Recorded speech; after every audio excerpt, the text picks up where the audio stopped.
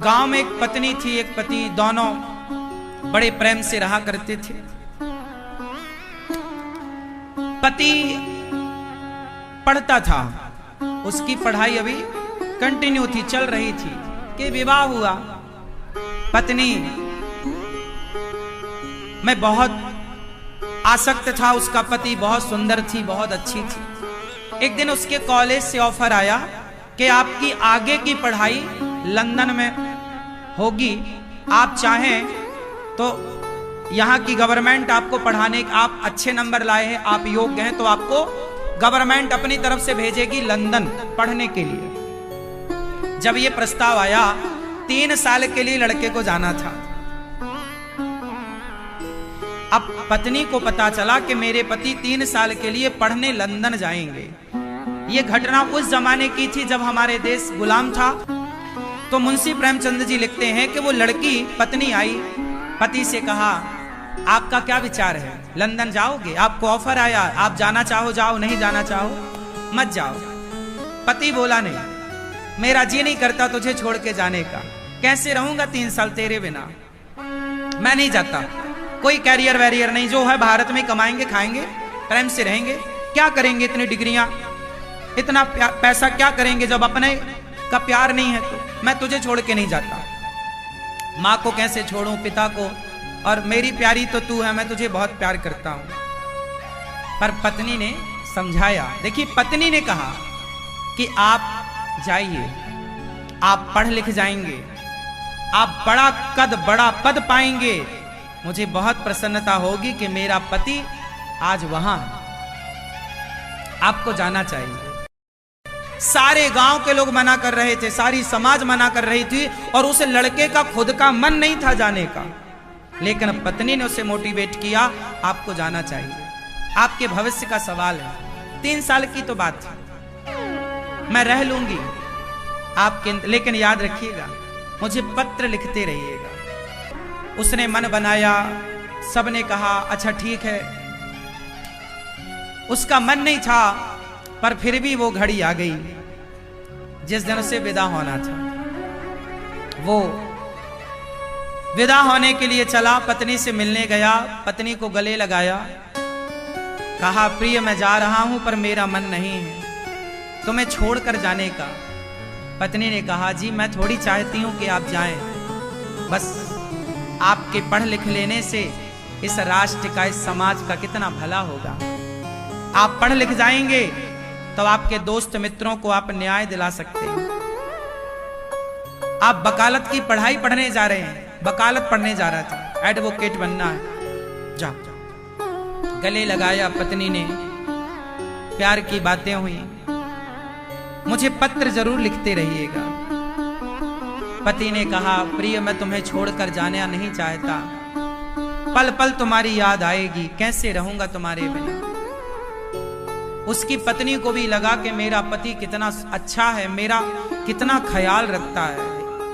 पति चला गया, ट्रेन में बैठा और वहां पहुंचा जहां से बड़ी बड़ी जहाजें, पहले यात्राएं जहाजों से होती थी, उस जहाज में बैठ के वो लंदन की ओर चला। वो लंदन पहुंचा, उसका कॉलेज उसे मिल गया, वो पढ़ना स्टार्ट कर दिया। परंतु हर महीने वो पत्नी को पत्र लिखता, पत्नी भी पत्र में उसको जवाब देती, हमें आपकी याद आ रही है। वो भी कहता, हम आपके बिना कैसे हैं। जैसे 1 साल बीता, पत्र आने खत्म, पत्र आने बंद। पहले अब 2 महीने में एक बार आता, फिर 6 महीने में, अब तो साल भर हो गया, पत्र नहीं आया। पत्नी को लगा मेरे पति का पत्र नहीं आया। अब जब पत्र नहीं आया तो ये भी पत्र लिखती तो इस पत्र का कोई जवाब ना आया, तो जब जवाब ना आए तो लिखने से क्या फायदा। पत्नी को लगा पत्र आते थे तब तो मैं जी लेती, 3 साल नहीं 6 साल रह लेती, पत्र नहीं आ रहे हैं। पत्नी को लगा कि मुझे जाना चाहिए। वो पत्नी अपने पति को पाने के लिए वो चली, लंदन चली। वो महिला, गांव वालों ने रोका, ना ना मैं आ जाऊंगी, मैं पति को पाने जा रही हूं। वो लंदन पहुंची, एड्रेस तो उसको पता ही था क्योंकि उसके कार्ड आते थे ना, पत्र आता था तो एड्रेस था। अब वो जैसे लंदन पहुंची वो जैसे ही पहुंची उस कॉलेज के सामने, क्योंकि उसे कॉलेज पता था मेरा पति इस कॉलेज में पढ़ रहा है, जैसे ही पहुंची तो उसने देखा कि उसका पति सामने से आ रहा था। उसे लगा गले से लगाऊं, लिपट जाऊं, लेकिन ध्यान से देखा तो उसके बगल में कोई स्त्री और थी, एक लड़की थी, और वो लड़की का हाथ पकड़े जा रहा था। उसने तो ध्यान नहीं दिया, पर इसने तो देखा। अब ये वहीं पर किराए का कोई घर लेके ना आसपास रहने लग गई और वॉच करने लग गई, देखने लग गई। उसको लगा मेरी आंखों ने धोखा देखा होगा, पर रोज उसी लड़की के संग आता, कॉलेज उसी के संग जाता। अब ये वहां लंदन में क्या करे, तो इसको सिलाई आती थी, तो इसने भारतीय ड्रेस बनाना स्टार्ट कर दिया कि भाई कुछ तो खाने को चाहिए ना, तो इसने सिलाई करनी शुरू कर दी। कुछ दिन के बाद वही लड़की जिससे उसके पति का इलू इलू था, वो लड़की आई और बोली, बहन वो अगले हफ्ते मेरा ब्याह है, तो तुम मेरा लहंगा बना दोगी क्या, भारतीय ड्रेस सिल दोगी क्या? हाँ हाँ क्यों नहीं, मैं सिल दूंगी। अच्छा, ये जानती थी कि यही वो लड़की है जिससे मेरे पति का चक्कर है, पर ये बहुत धैर्यवान लड़की थी। इस लड़की ने कहा कि आपका ये जो पति है, शादी इसी से होने जा रही है? वो नाम बताया, हाँ हाँ सुभाष उसका नाम था, सुभाष से आपकी शादी हो रही? हाँ हाँ, बहुत इंटेलिजेंट है, मैं तो देखो कैसी हूँ, सांवली हूँ, वो बहुत गोरे हैं, सुंदर हैं। तो इसने कहा कि उन्होंने कुछ बताया नहीं क्या? अरे आज के लड़कों को परख लेना चाहिए, शादी वादी कर ली है पहले के नहीं। उस लड़की ने कहा, नहीं नहीं मेरा पति बहुत अच्छा है, बहुत अच्छा है, 7 दिन बाद मेरी शादी है, क्या तुम मुझे ये दोगी सिलकर? हाँ हाँ। अब बेचारी वो अपना मन लेके उसके पति की होने वाली पत्नी का लहंगा सिल रही है, सिल रही है। अब मन तो दूसरी महिला में चला गया। शादी की घड़ी आई, उसने लहंगा सिल के दे दिया और शादी की उसने कहा, बहन मेरे ब्याह में जरूर आना। उस लड़की को पता नहीं कि इसके पति से मेरा ब्याह होने वाला। लो भैया, ये शादी में गई और शादी में जाके देखा तो उसका पति बैठा मंडप पे, उस लड़की के संग उसकी भांवर पड़ रही है, फेरे पड़ रहे हैं, शादी वादी हो गई। वो लड़की अपने कमरे में आई। अच्छा, जिसका ब्याह हुआ वो इसकी ना दोस्त बन गई, दोस्त, फ्रेंड।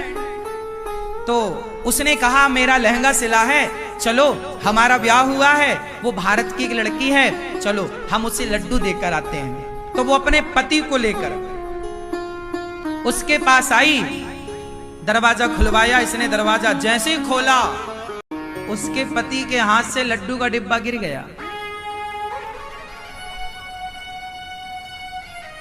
उसकी पत्नी ने, दूसरी पत्नी ने पूछा, डिब्बा कैसे गिर गया? तो इसने मुस्कुराते हुए कहा, बहन नई नई शादी है ना, ऐसा झटका लगता रहेगा। आओ, अंदर बिठाया, चाय पिलाई। उसने नहीं बताया कि ये मेरे पति।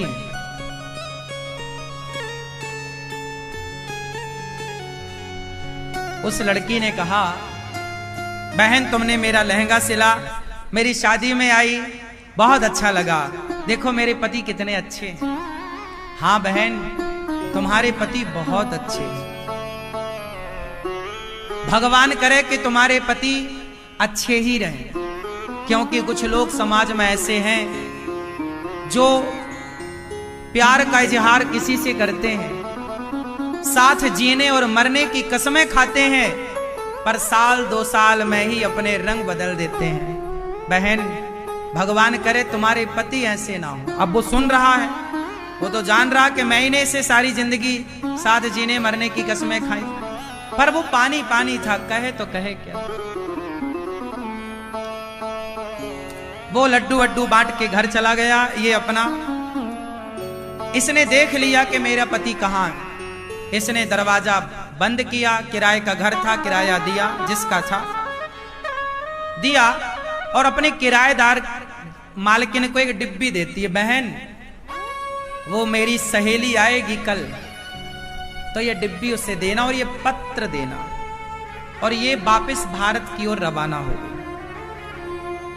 उसका पति ना उसे नींद ना आई, उसको लगा मेरी पत्नी कितनी अच्छी है कि मेरा पता लगाते वो भारत से लंदन आ गई, और देखो उसने मेरे बिना किसी और से आंखें ना मिलाई, और मैंने उसके बिना साल 2 साल में किसी और लड़की से प्यार करके शादी कर ली।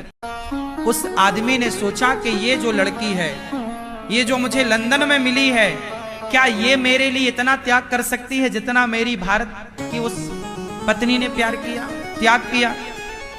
वापस आया कि चलो सॉरी बोलूंगा, माथा चरणों में रखूंगा, माफी मांगूंगा। वो दौड़ा दौड़ा रात को आया, पत्नी से बोला मैं आ रहा हूं, दौड़ा दौड़ा आया, पर वहां तो अब वो थी ही नहीं। मालकिन ने कहा कि भैया ये कागज दिया है और ये कुछ डिब्बा है। उसने खोला तो शादी का जोड़ा जो उसने अपनी शादी में पहना था, अपनी शादी में जो उसने लाल शादी साड़ी वाड़ी पहनी होगी, वो सब जोड़ा रखा, सिंदूर की डिब्बी दी, और उसने लिखा अपनी सहेली को, मतलब उसकी पत्नी को, कि बहन तुम्हारी जोड़ी अमर रहे, और अब मेरी इच्छा है कि तुम्हारे ही शुभ हाथों से, तुम सुहागन हो, तुम पतिव्रता हो, तुम्हारे शुभ हाथों से ये सिंदूर, तुम ये शादी का जोड़ा एक नदी में, जलाशय में विसर्जित कर देना। क्यों? तुम्हारा घर बस गया, तुम्हारा जीवन सुखमय रहे। अब मेरे जीवन में इस सिंदूर का कोई काम नहीं है, इस शादी के जोड़े का कोई काम नहीं है। मेरे पति अब मुझे कभी ना मिल पाएंगे, मेरे पति से अब मेरी मुलाकात कभी ना हो पाएगी, तो मेरे इस सिंदूर को तुम विसर्जित कर दो। अब ये बात उसका पति पढ़ रहा है, पढ़ पढ़ के रो रहा है, रोता रोता याद कर रहा है। इसी के साथ मुंशी प्रेमचंद्र जी ने इस कहानी को पूरा किया।